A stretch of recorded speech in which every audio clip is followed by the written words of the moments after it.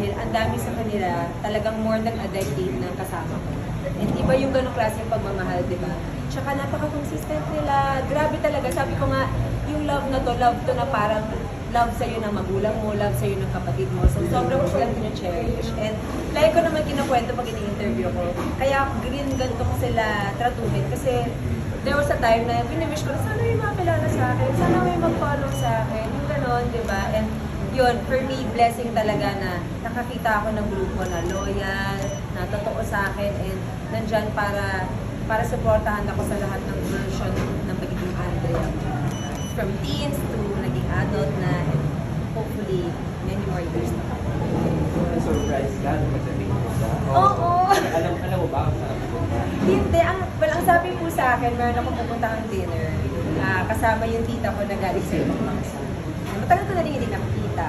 So, yun talaga ang sinabi sa akin. Pero bago kami mag-dinner, magchichikahan muna, ikot muna namin siya.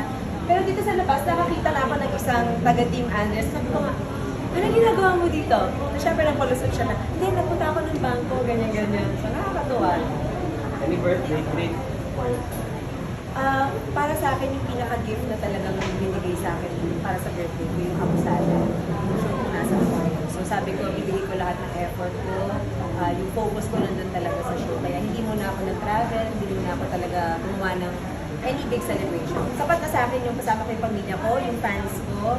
And ano lang, salo-salo lang, kain lang, enjoy lang, catch up. Ayun lang.